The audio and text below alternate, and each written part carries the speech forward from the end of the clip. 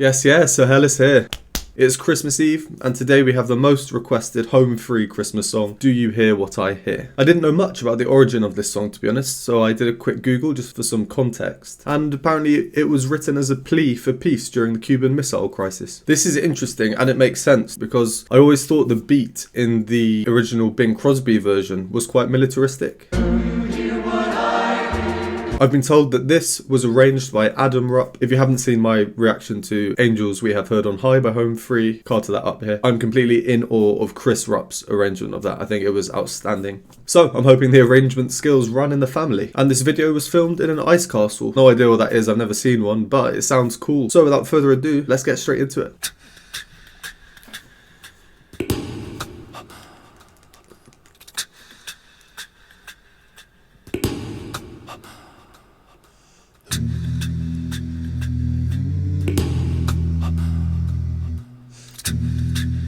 Pensive.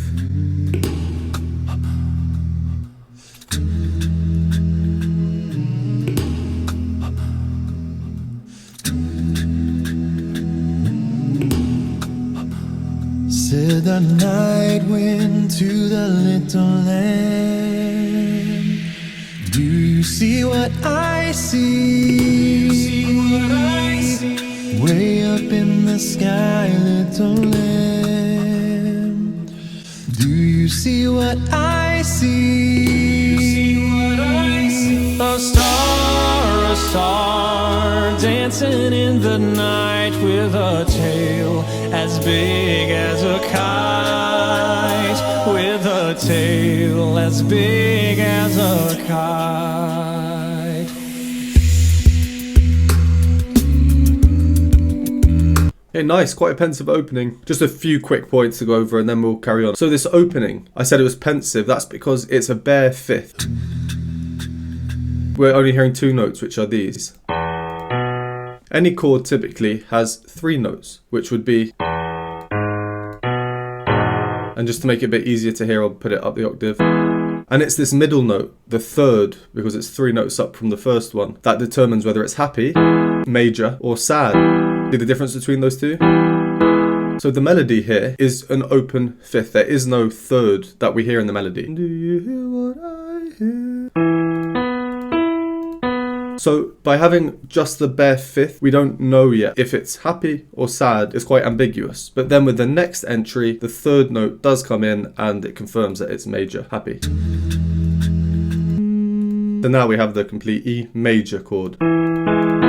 It's another home free arrangement starting with Tim. I've noticed that several times now. Maybe it's a common theme for home free. And then the first time we have quite a nice suspenseful chord.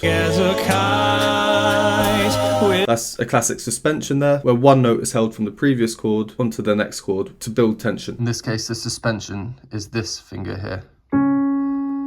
Instead of going straight onto, you instead get... Okay, let's carry on.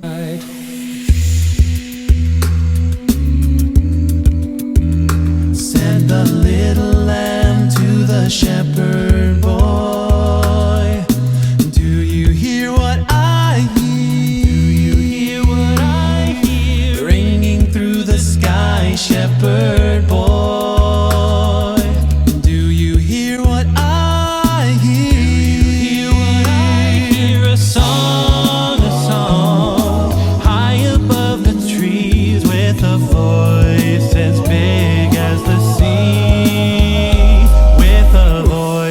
Tim's big as the sea.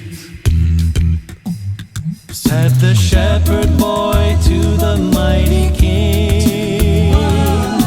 Do you know what I know? In your palace warm, mighty king. Do you know what I know? A child shivers in the cold. Let us bring him silver and gold.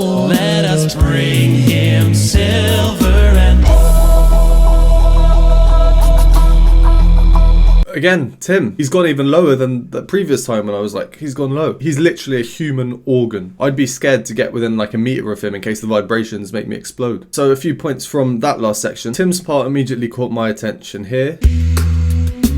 A tiny bit further on. You hear what I hear.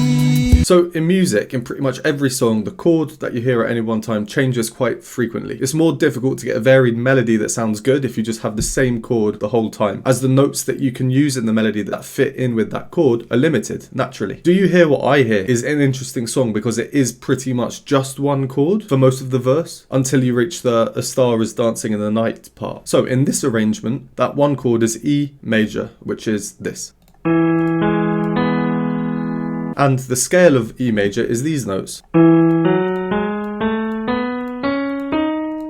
which effectively means at a very basic level that they're the notes that you can choose from when you're in E major. And you'd notice that the second last note of that scale, that's the D sharp, but Tim's part emphasizes the regular D, the D natural, where he's going, and then. See how it just sounds a tiny bit strange? This is an example of them modernizing this arrangement. And then Tim's note here, the bottom G sharp. Filth, good filth. It's literally not even on this online keyboard. It's an octave below that. Right, so my next point is this section. The shepherd boy to the mighty king.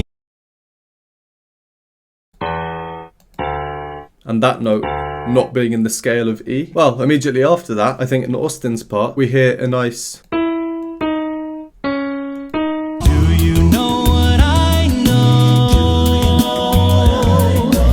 Then it's repeated, with this note being sung twice in each repetition, once down and once back up, really kind of emphasizing this D sharp in contrast to the D natural that Tim was singing. Do you know what I know?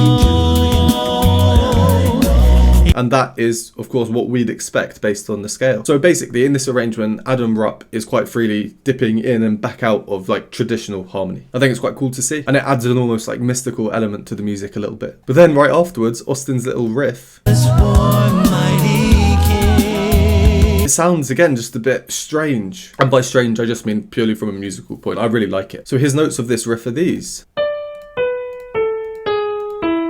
The highest note of the riff is that D natural, and not the D sharp that is in the scale. And this part I think is really nice.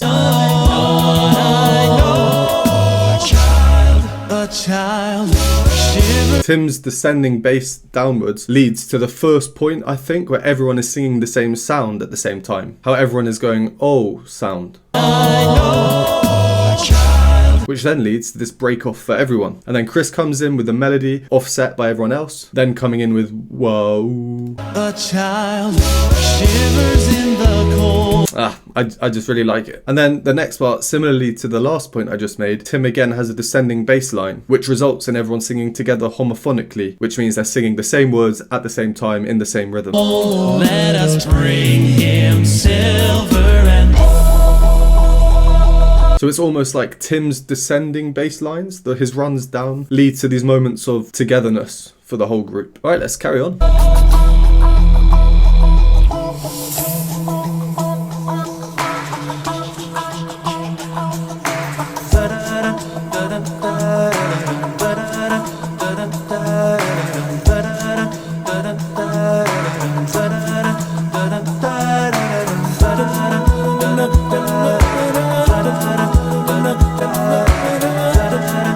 Harmonics.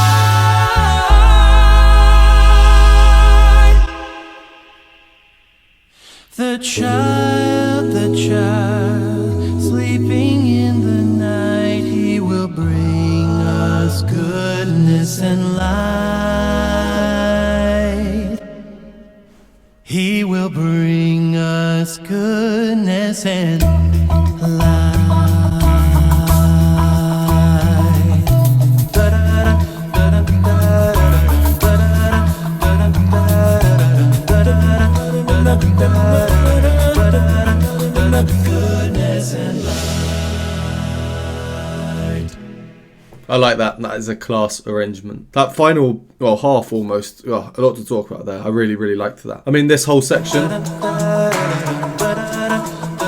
very, very catchy. Very nice kind of textural build-up. I just want to point out the overtones, the harmonics that we hear.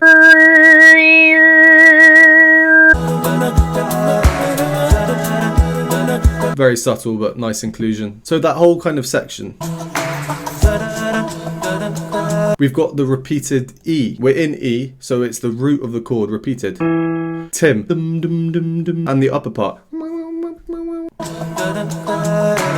It's just Adam's way of saying whatever happens here, we're not forgetting the root E. Tim has equal rhythms. Dum, dum, dum. The other part does not. And Tim is going to that D natural we spoke about earlier. Dum, dum, dum, dum, dum. And the other part is staying on the E. So then we get a clash of E and D. It's just a nice arrangement. This part,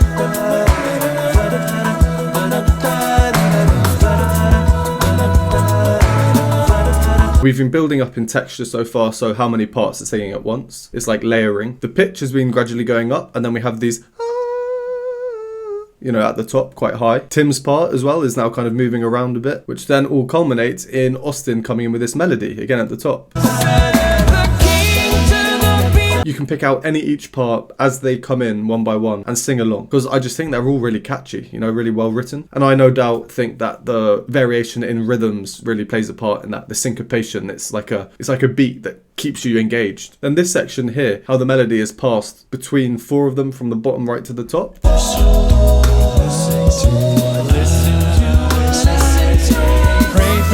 It just highlights the range of this all-male group. We've got Tim starting right at the bottom on the bottom E, with Austin to the top E there. We know Tim can go lower, Austin can go higher, but this is a nice representation without getting too ridiculous. In terms of choral singing, this is pretty much the expected ranges of the second bass, the lowest bass singer, and towards the top of a countertenor's expected range. Right, it would be a crime for me not to mention this chord on this climax here. Filth. Good filth. Harmonically, we expect to be in this chord, G sharp major. Austin with the melody is on the G sharp there, and then Tim at the bottom is on the G sharp, 1 octave down off this keyboard. And then as per the chord, we hear this middle note, the C, above Austin here in falsetto. So good, so we have these 2 notes so far, and then we only have this one left to make up the chord. In the middle though, we hear this note, which does not fit into the chord, which to me sounds like that's Rob's part. It's ironic how this E here, the root of the chord that was repeated at the start of the catchy section before, dum, dum, dum, dum, is now the note to cause dissonance in the chord. And in terms of traditional harmony, now this is the note that doesn't belong. So our resulting chord is this. I like how they show Rob's silhouette as well, as he's the one with a note that disrupts the chord. It's like some dark figure here who's disrupting it. It's filth, good filth. Then the screen goes black. The child. And then we go back onto Rob with an angelic entry. Then on light, we get another unexpected chord. So here we're expecting the root, the E major chord from the beginning. But we don't get that. We get what we call the relative minor. I explained about this in more detail in one of my Dimash videos, if you want to see a more detailed explanation. But it basically means that technically, mathematically, this chord is related to the one we're expecting on paper, but it still sounds a bit unexpected. Goodness and light. It's nice. It's different. Then after saying he'll bring us only goodness and light, the screen goes black again. There's no light here, only darkness. But then we come back with a beat 2. I did think that we'd be ending without a beat, like the previous section. Goodness and light. And then we end. Really nice arrangement. I liked that a lot. I watched their little talk after the video as well. It was nice of them to mention the Ice Castle and recommend people go visit, and that it was Adam's arrangement. When Adam said it's our arrangement, they were all like, no, it's your arrangement. Yeah, I can see why people were recommending that one quite a lot. That concludes my home free Christmas songs for the year. As always, thank you for watching. Would appreciate a like, subscribe, and I will see you next time.